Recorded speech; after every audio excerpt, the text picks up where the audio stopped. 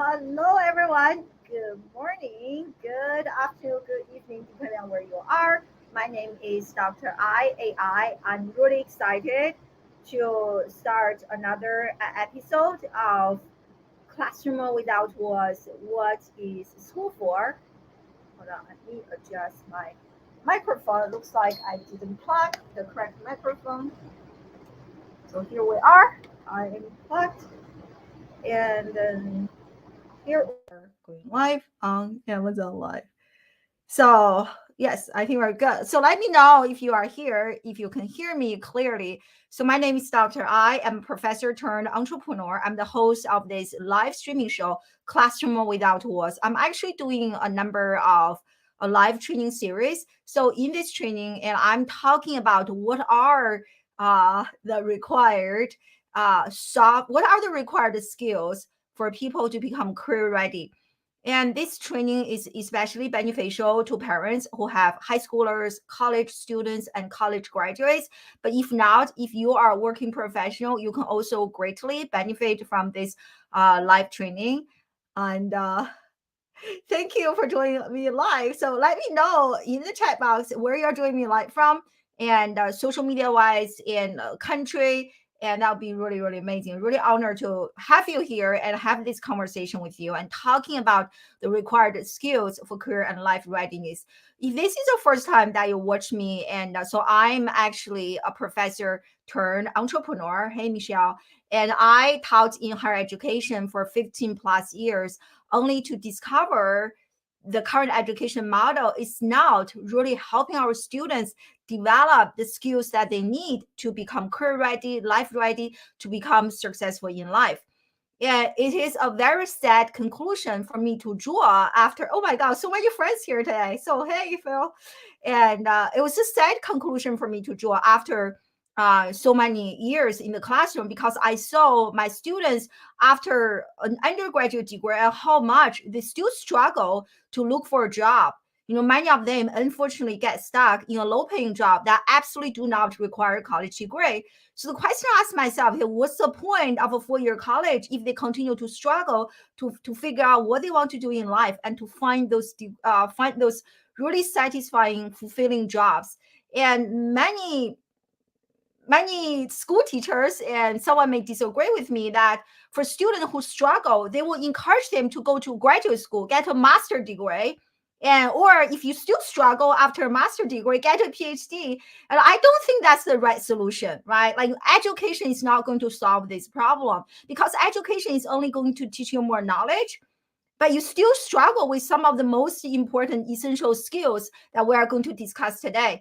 So that is really where that's really the context in which I want to have this discussion with everyone. And please feel free to let me know in the chat box what you think about this topic. And I think a few weeks ago I did a training, and so the required skills, the answer is definitely not degree or grade or GPA, SAT, ACT scores. And that's what I did in my previous training. So if you are interested in checking that out, when I discuss, I think the title is the most common mistakes that parents make when it comes to their children's future. Most parents think that grades, GPA, and degrees are just everything. It is actually not. I actually just gave a talk recently talking about jobs of tomorrow. So as I was getting prepared to do my talk, I actually discovered companies like IBM. So they have a program called Earn While You Learn, which means that as you learn from IBM through their career certification programs, they actually pay you money as you earn. And on their website, it's like entire paragraph. They said that we really don't care about your degree. It's like loudly and clearly entire paragraphs talking about why and how degrees don't matter. And they take lots of students who are taking a non-traditional path. However, I do have a problem or some concerns with those career certification program. I know Google has their career certification, which is like maybe 3 months, very short, right? You learn coding, you learn really the technical skills. And even for this IBM, their career certification is like really short, very affordable, and very tangible. You actually learn something.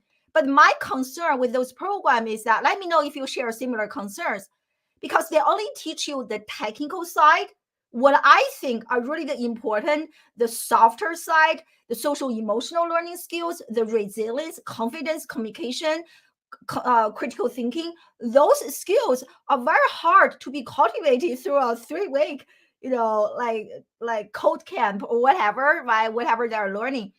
But I still see the value in those career like certification training, but I also see the limitation. And I think an ideal education program will actually empower our students with not only the hard technical skills, but actually to really teach them to have what I call in my program is I call those essential life skills to become career and life ready. I think my fear is that more and more industries are going to have those type of certifications.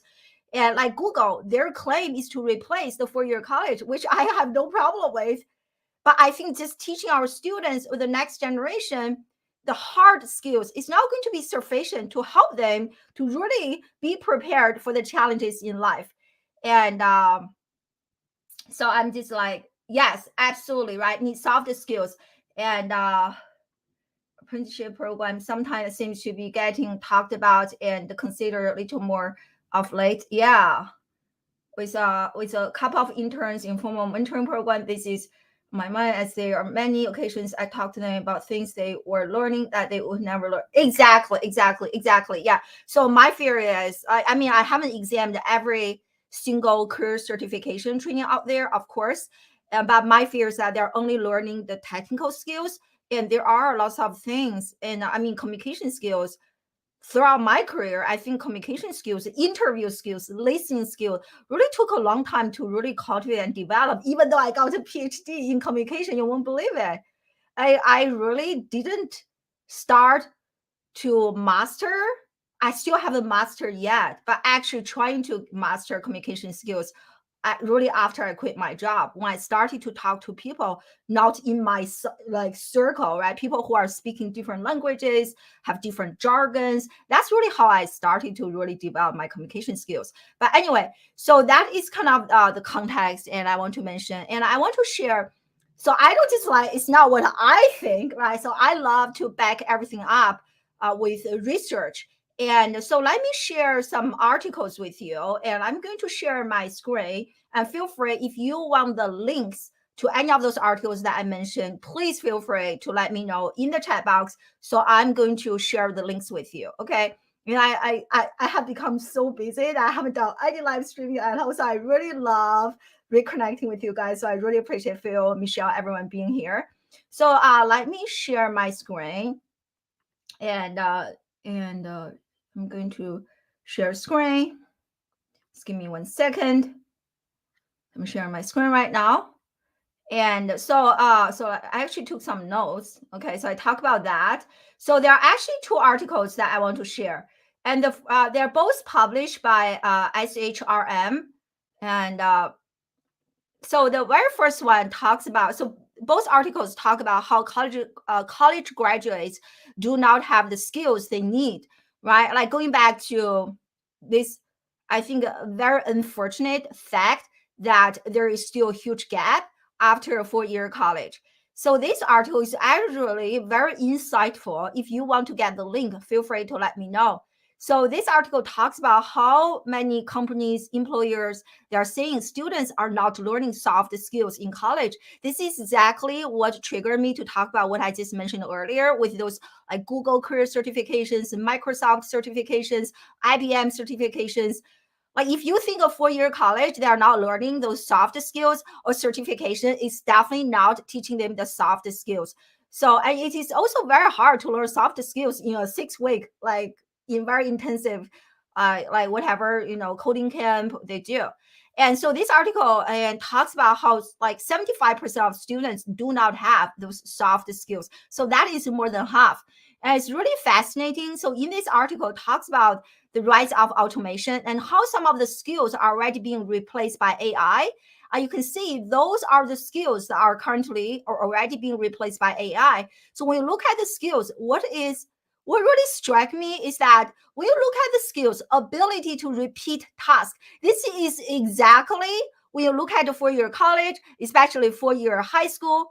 When I look at some of the contests, spelling bee, like to compete memorization skills, I think spelling bee needs to be eliminated, right? That context should be game over. Why we stress our children so much to remember how to like spelling? I'm not the best. Many of my friends were not the best in terms of spelling, but that's why I use Google everything. I think the brain power can be better used for something else. But anyway, you can see like this is many of those skills are exactly what your children and our students are learning and practicing right now, right? And even when I was teaching communication courses, I was teaching those courses through quizzes and exams. They don't know how they can still earn an A in communication class without being a good communicator. And many students are like that because they memorize the definition of communication, the core components of communication, interpersonal, different stages. They memorize that and they can handle this, right? But they still haven't truly mastered the concepts yet. So those skills are replaced by AI, but those skills are still what our students are learning, what our curriculum is prioritizing in college, in high school. Duh, no wonder it doesn't work, right? No wonder after 4-year college, they still struggle to find for a job. They still struggle with communication, listening, critical thinking skills. In fact, they have no communication skills. Many students I work with have no communication skills, especially talking to strangers, right? So the skills that we really, talking about today's topic, the skills that we really need to help our students develop is a list of soft skills, communication skills, listening skills, critical thinking skills, interpersonal skills. And those skills cannot be developed by taking exams, sitting in the classroom. And that's why, I Classroom Without Walls, I designed 4 specific creation-focused projects to really help students develop those skills, not through memorization, not through exams, but through like project-based learning. So this is one article I want to share with you. There's another article and I want to share with you. And this one talks about soft skills. Okay, so you can, yeah, makes sense. They're now developing soft skills. But how about the hard skills? Are my children actually developing hard skills? Because you think school, they teach our kids so much knowledge, right? It's like those career certifications. But are they actually learning the hard skills? And unfortunately, the answer is no, right? They are saying that college graduates, they do not have hard skills too. So that's just like slap your own face, right? Last time I checked, according to, I forgot the name of the website. So a 4-year college in the United States right now costs the parents $250,000. $250,000. Okay, I need to stop sharing the screen. That is insane, right? Like $250,000. That is according to the latest research. And if you want the link, I can share the link with you. So that includes room and food, tuition, everything included, $250,000. So after $250,000, you would think that my kids at least have some, I can understand they don't have soft skills because they have only been learning and developing only one skill. That one skill they developed is memorization and test taking skills. What I tell my students is that test taking is not a career ready skill. Memorization is not a career ready skill, right? And so after $250,000 invest in college and your children still don't know what they want to do in life. They still don't have the necessary hard and soft skills to become career and life ready. And this is really where my shameless plug, this is really what the niche that I do, right? So I don't teach my students math, chemistry. I don't teach that, but I teach them what schools don't teach them, which are essential life skills. And also another very important missing link in the current education system is growth mindset. I really, you guys have no idea how much today's young people are afraid of failures and mistakes. It has become really worse. I mean, I have been teaching for 20 years. It wasn't this bad when I just became a teacher in the early 2000s. But now, 2 decades later, and I noticed that the extent that current college graduates, high school students, college students, how much they are afraid of making a mistake, losing a point is getting to an insane level. It is very concerning. So I would really work with my students in terms of growth mindset. We actually celebrate mistakes. I constantly ask my students, and this is some question you should ask your own children if you have kids. What is a good mistake that you have made? When people think mistakes are bad, but when you ask it, what is a good mistake? Your children will actually think, you will condition them, right? School is condition them. You need to reinforce that condition by reconditioning your kid to think that failures and mistakes, they're actually not bad. For those of you who love books, I know Phil loves like lots of the books I recommend. I recently just finished reading this book.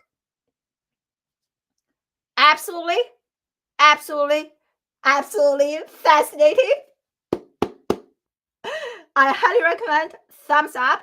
It is such a good book because this book just really talks about the importance of growth mindset. And in this book, I mean, I don't have time to really talk about this book, but if you want, I can do another live stream to just highlight this book because there's just so many points. And one point I do want to mention relevant to today's discussion is, so the author is actually a teacher. So they scan students' brain when they are taking exams. And they notice that students, their brain is most active, is really fired up when they are making mistakes. Okay? Not when they are getting every single question correct. When they are struggling, when they are making mistakes, that is when learning happens. It's fascinating, right? So because we always believe the opposite, you need to get every single question correct. That's how you're learning. But this book completely shifted. I mean, I kind of know this, but this book gave me so much data to back up what I kind of intuitively know, that when our children are struggling, when they are making mistakes, that is how the neurons in our brain actually making connections fired up. It is not when they are when they are getting everything correct. So that is just absolutely fascinating. And for parents, if you have children, I just cannot, this, even in this book, they shared, oh, hey, Marielle, it's so great to see you. And so in this book, they also talked about how children, because of some whatever injuries they had, so they only have half of the brain. So the doctors actually told them that you are not going to amount to anything, but actually those kids, through hard work, they actually got a PhD in math, in physics, become extremely successful, the visionaries, the pioneers in their own space. It is fascinating. And this book also talks about, I know we have quite a few parents here. Many parents love gifted program. I need to send my kid to a gifted program. And this book talks about how the fact when we label our children as gifted, it is actually causing more damage than benefit. I really don't have time to dive into that, but that is a fascinating conclusion for me to really understand, because I have lots of friends who are in the Asian community, Asian Americans, Chinese, Japanese, Korean, Indian, and they always love those gifted program. And this book really helped me realize it is not because how gifted you are, it's really how hardworking you are. With enough hard work, everyone can get to the Einstein level, and that is something that we don't tell our children enough. We always say to our kids, you're so smart, you're so gifted, you're so talented. I stopped telling my kids that. I just say, you worked so hard on this, congratulations. If you didn't get it, because you didn't work hard enough. But I think this is something that we can all learn. Stop saying that you're so gifted, you are actually hurting your kid, because in the future, when they run into challenges, what do they think? Instead of feeling like, oh, I didn't work hard enough on this, but they will tell themselves, because they're being conditioned by parents, teachers telling them they're gifted. So they will just say that, oh, I'm not meant for music. I'm not meant for math. Is not my thing. Music is not my thing. Business is not my thing. Everything can be their thing. It's because they haven't worked hard enough on it. If they work hard enough on it, it can become their thing. But because they're being conditioned by teachers, especially those gifted programs, what they do is that they perpetuate our students' identity. But we all know human beings change, right? Even though there were things that I used to be really bad at numbers, but now I run my business, I really have to be really good at numbers, right? So I actually have become very good at numbers. So if I just think math is not my thing, and then I would just have give up. But now, because I didn't work hard enough, okay? So, but this is what this book is talking about. I want to go back to, yeah. Yes, exactly. Yeah. So like you really perpetuate a fixed identity. There's nothing worse than lock your children into a box. Oh, you're so good. And even I have to pay attention to this because my second kid, he's really, really good at math. He loves numbers. He's really good at building. And I always catch myself saying that, oh, you're so good at building. And my other kid, he's really into art. I was like, you're really good at art. And I noticed that the more I talk like that, the more I'm perpetuating their identity. I noticed that my oldest, he's really good at art. He pretty much stopped trying all the STEM related projects because, oh, that's not my thing. I was like, so my husband and I were actually self-correcting, like how we need to speak to our kids because we don't want to condition them. Maybe just this phase, this year that they're really into this, but you don't want to lock them into a box. And so actually, anyway, going back to what we're talking about here, I hope you guys are loving this discussion. Let me know what you think. And so we talk about this. They don't have hard skills. They also don't have soft skills. And I also want to share, and this is a Forbes article that I think I shared a few times, but still really fascinating. Let me make the screen a bit bigger. And you guys, if you guys are not following Brandon Busted on LinkedIn or like just like on LinkedIn or on Forbes, you guys are absolutely missing out. He's such a visionary. I really had a great honor to interview him, I think 2 years ago. And I just love it how he is disrupting traditional education. So this is a fascinating article relevant to what we are talking about today, talking about the importance of college actually dropped for nearly 50% among US adults in just 6 years. Can you guys predict some of the reasons? So in the article, he mentioned the 3 reasons that led to this sharp decrease in the interest in college among American adults. So there are 3 reasons.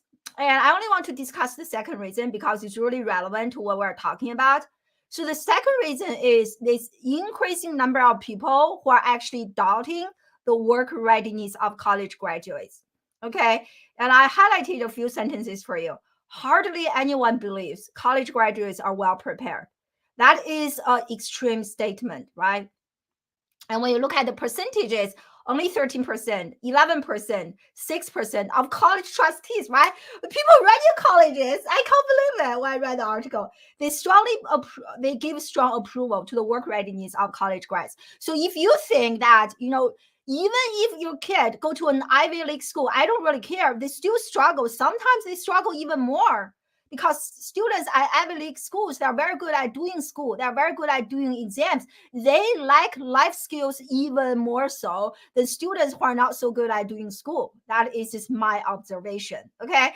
And so it doesn't really matter where they attend school. Those are the numbers showing that how much our kids are actually struggling, okay? And so I want to really finish this in 10 minutes. And I know I can talk about this forever. So today we're talking about the skills that our children really need to master. We kind of discussed, okay, some of the problems. So I mentioned this article earlier. So if you are parents, if you are an educator, or those are the skills that I really, really help my students at Classroom Without Walls develop through the projects that I design. Okay. I mean, you don't have to join my program, but if you are a parent, you have to think, how do I really help my students, my own children, master those skills? Not just when they come back home, ask me, what's your grade? What's your GPA? How did you do in that class? How did you do that in that exam? I'm not saying that your kid has to fail every single class. So I think you need to put at least an equal amount of emphasis on those skills outside the classroom so that your children know that, okay, it's not just grade that matters. Actually, those things that matter even more so. So this image is a bit blurry, but I don't know why. But the reason that, like Classroom Without Walls, which is my education company, and the reason that how we help our students develop those skills is through creation-focused project. And if this is a very famous learning model, for those of you who don't know, you should definitely check this out. It's called Bloom's taxonomy.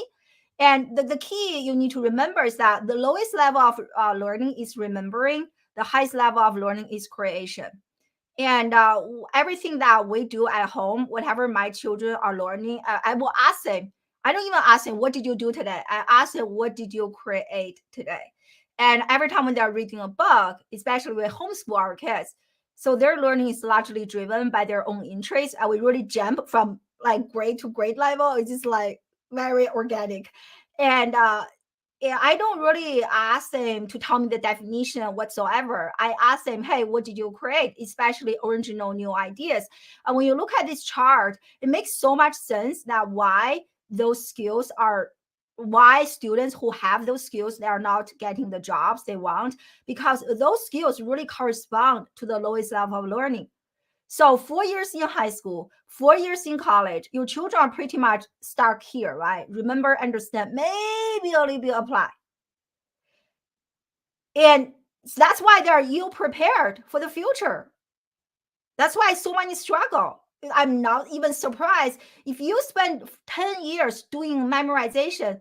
By the time after you graduate, I say, hey, Jason, it's time for you to create something new, critical thinking, creative problem solving. Like, what is that? Ask me question, ask me question. They have no questions because they spend 10 years listening to parents, listening to teachers, telling them what to do. This is the syllabus. This is the syllabus. This is what you need to do. This is how you get an A. That they don't need to think. They are not designing their own life. Their life is by default, right? The teachers are telling them. So this is something that we really need to. This is what I prioritize at Classroom Without Walls to really help my student create. This is what you need to prioritize at home. Even if your children go to a traditional school, which is totally fine, and you need to, when they come back home, you need to recondition that, rewire that to tell them those are the skills really matter, and creation is actually how you master those skills. And so talking about future ready skills, and this is another article from World Economic Forum, and they listed the top 10 future ready skills. And it is fascinating when you look at those skills. Is memorization here? Is test taking here? No, right? They're not there. Then why do we prioritize so much of the, is obedience? Like how obedient you are? No, that is not a future. That is actually, I think if you're so obedient, I think that's a weakness. Even though at school, they prioritize that as a strength. Oh, she's really good. She's good. Listen to teachers all the time. If I'm a parent, if my kids listen to my teachers all the time, I'm actually concerned. That means my kids have no critical thinking skills, because when you think about school, they are running this as a factory. They don't want your kid to have their own individual opinion. That makes running the school very hard, which I totally understand. I was a teacher. I was teaching classes, 300 students, 400 students. I don't want any individuality because I need to control the flow of the class. I totally understand it. That's why parents, you need to get involved or join programs like mine or other programs so that they can actually develop the skills that really matter, right? So you can see creativity is a very important skill. And I think, honestly speaking, like originality, like have original ideas, this is absolutely missing in today's students. They just don't know how to be creative anymore. It is so sad. I can talk more about research to back this up, but I see that in students. A quick story. So my kids right now, they are attending summer camp. So during the school semester, we homeschool them, and now it's summer camp. There are so many exciting summer camps. And so last week, my kids just finished art creativity summer camp. So actually, the parents are invited to join the showcase. So my husband and I went to their showcase, and so they have students at different ages, different grades. And what impressed me the most is how creative the younger kid group is.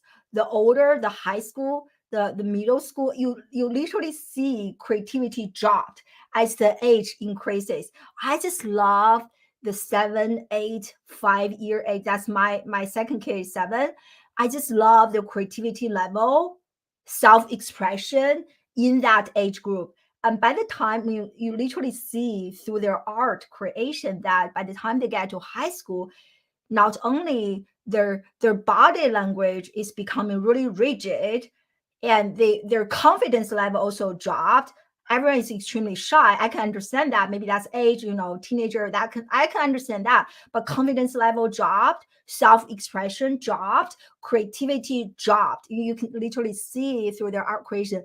I was like, wow, this is so fascinating. And you can hear the audience response. They clap the most for the younger kid group. Like this, their performance, their music, their talent, they're just fascinating. But for the high school kid, we can still hear some clap, but it's not from the heart. Wow, this is so amazing. It's like masterpiece. And that really makes me believe even more so the body of research that I have been examining and sharing with everyone over the last several years, and really what I see in children, right? And those are the skills.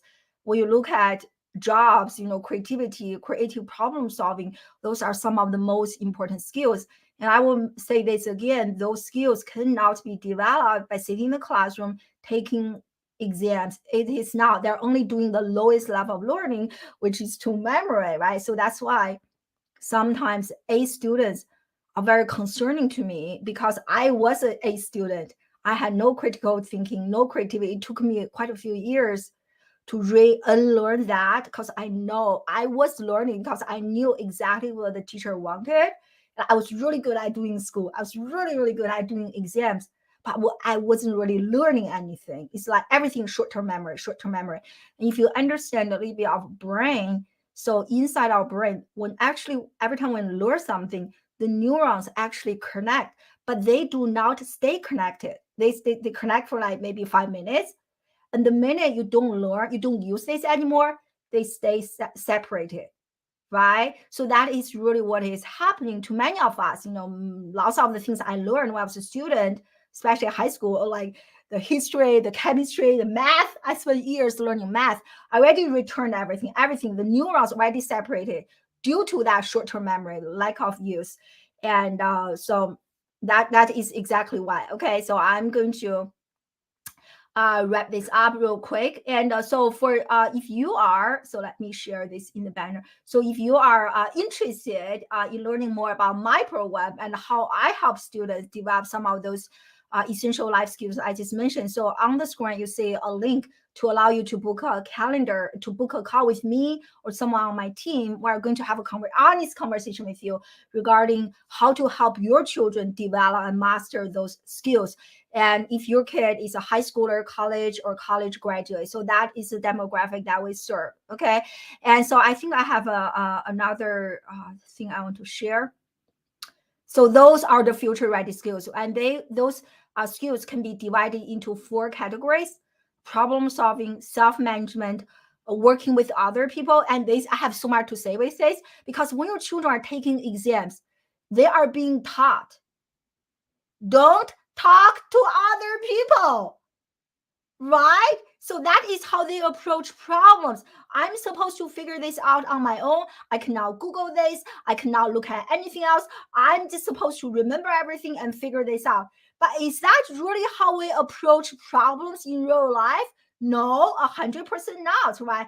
When there are real problems in life, we Google everything, we YouTube everything, we talk with each other, we have brainstorm sessions, but our children are not learning how we actually solve problems. They only know that this is my exam. I need to get an A. I'm supposed to remember everything. I'm supposed to memorize everything and learn everything. And that is already setting them up for failure, right?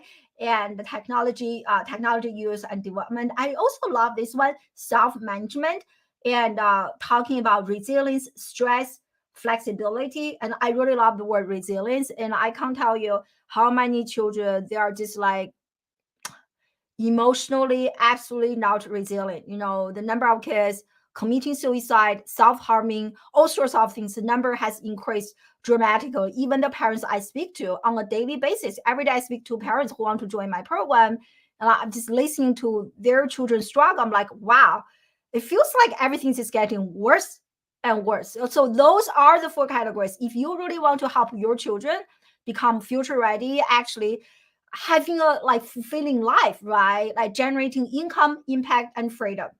If you want them to do that, those are the 4 categories. Those are the skills that you really want to help them develop. Okay. And there are some other studies. I probably don't have time. I talked for 40 minutes. And so I think I'm just going to end this here. And I hope you guys really, really enjoy this conversation, becoming the most common ones in interview. Yes, I love that, Phil. Definitely, right? I was whilst getting ready to do my talk last month, I actually saw a list of interview questions. There's one interview question that's really interesting. I'll share. I think more innovative companies are asking startup are asking these type of questions. So the question is, who paid for your college tuition? So it's really interesting, right? So the reason they ask that question is because they want to see how hungry your children are to succeed in life. So if they paid their own tuition, it means that they know how to support themselves financially. They also know how to self-manage, right? Balance work and life. They also know they are also really hungry for the knowledge, as opposed to children who are just parents paid for everything. And so in the same article they were talking, and also in the same article, another interview question I still remember is, so share with us your biggest failure, your best failure, your biggest mistake, your best mistake.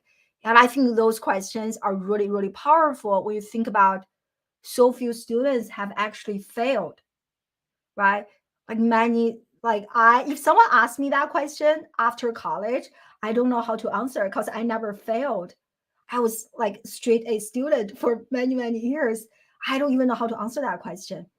So I think, we as parents, we need to give them those opportunities, encourage them to learn outside the classroom to fail. So those are some really interesting questions, especially, who paid for your college. And in the same article, they also talk about, so I think this person runs a multiple 7 or 8 figure company. Like his company is like something related to vehicles, car, automobiles.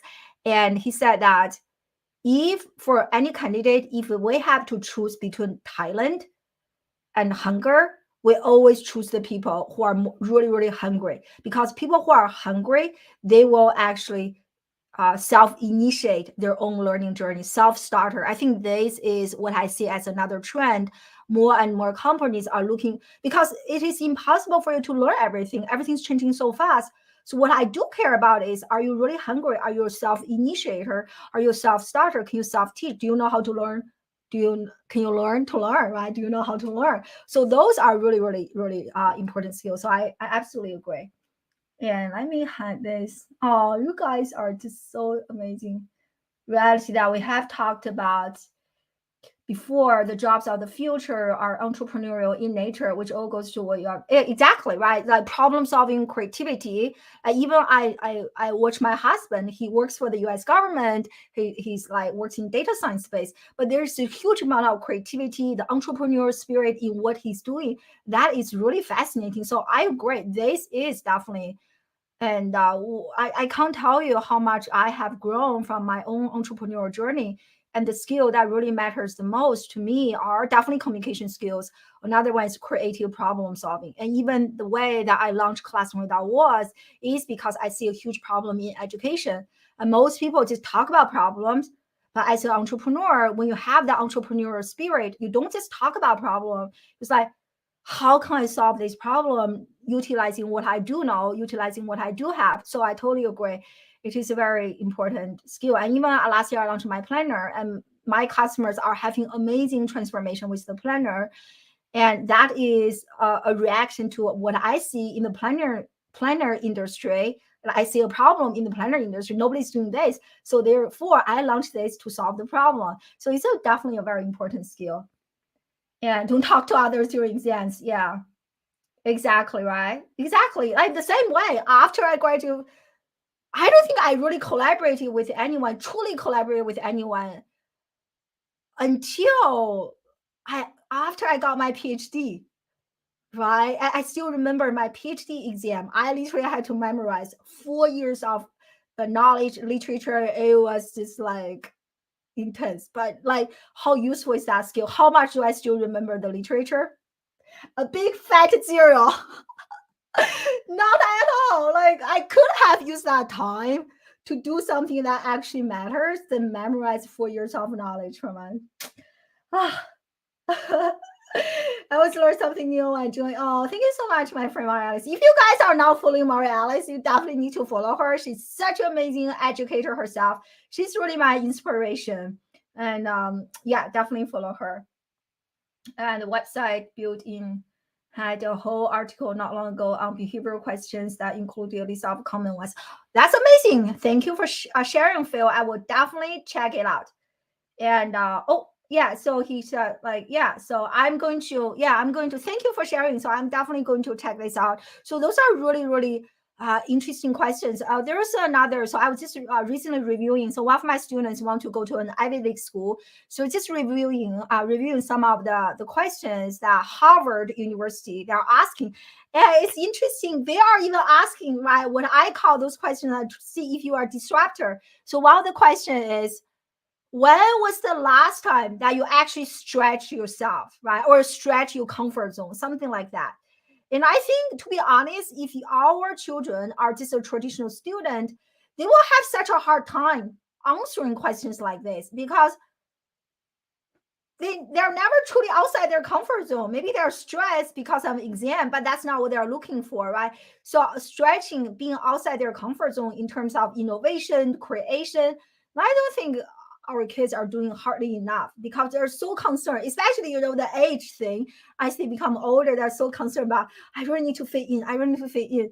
Like even my 11 years old, he sits at this summer camp. He's already coming back home, asking us questions. I was like, wow, why are you even asking that? Because he's so pressured to fit in.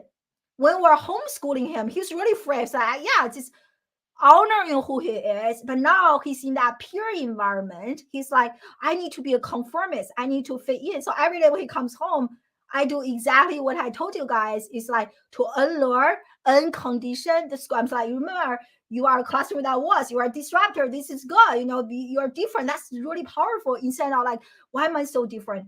Trying to minimize their difference. That is the wrong approach. I want my children to amplify what makes them different, to feel proud of their differences, as opposed to, right, even the food we pack for them. We don't always pack, traditional American. We pack some like Chinese food, Japanese, like lots of Asian cuisines that we pack for our kids. They will feel uncomfortable, right? I need a hot dog. I need this. About when you need to honor. But it's so interesting to see those differences as a result of stepping into that peer environment. And so it's like kind of interesting. So we talk a lot about being a disruptor and at home. Yeah.